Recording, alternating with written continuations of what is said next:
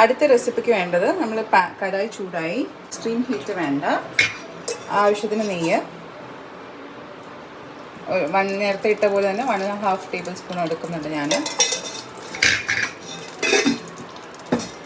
പിന്നെ ശർക്കര, ഇത് സ്വീറ്റ് വേർഷനാണ്, അതുകൊണ്ട് ശർക്കര യൂസ് ചെയ്യണം.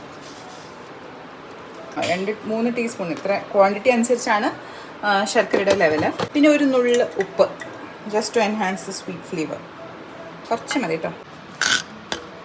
ഇനി ശർക്കര ഒന്ന് മെൽറ്റ് ആവണം. ഇനി മക്കാന ആഡ് ചെയ്യാം. റോസ്റ്റ് ചെയ്ത് വെച്ചിരിക്കുന്ന മക്കാനയുടെ പകുതി ക്വാണ്ടിറ്റി ഞാൻ. ഇനി ഇതിലോട്ട് നമുക്ക് വേണമെങ്കിൽ കാഷ്യൂവും ആഡ് ചെയ്യാം. ഇനി നന്നായിട്ടൊന്ന് മിക്സ് ചെയ്യാം. ഫ്ലെയിമിലിട്ട് വേണം നമ്മളിത് ചെയ്യാൻ, അല്ലെങ്കിൽ നമ്മുടെ ശർക്കര കരിഞ്ഞു പോയി കഴിഞ്ഞാൽ അതിൻ്റെ സ്വാദ് മാറിക്കും. സോ ലോ ഫ്ലെയിമിൽ, ഒരു ലോ ടു മീഡിയം ഫ്ലെയിമിനുള്ളിൽ നിർത്തിക്കൊണ്ട് കരിയാതെ നമ്മളിത് ഒന്ന് എല്ലാം കോട്ടാവണ വരെ ഒന്ന് ഇളക്കുക.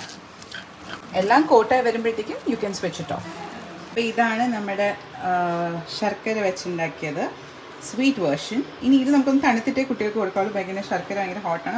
അപ്പം നമ്മുടെ സ്വീറ്റ് വൺ ഇപ്പോൾ ടേസ്റ്റ് ടെസ്റ്റ് വന്നിട്ടുണ്ട്. ടേസ്റ്റ് ചെയ്തു.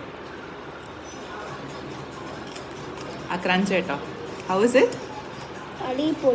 അടിപൊളി. നിന്റെ സ്റ്റൈലിൽ അടിപൊളി എന്ന് പറ. എങ്ങനെ ആടിപ്പോളെ. എൻ്റെ പേഴ്സണൽ ഫേവറേറ്റ് ഇതാണ്.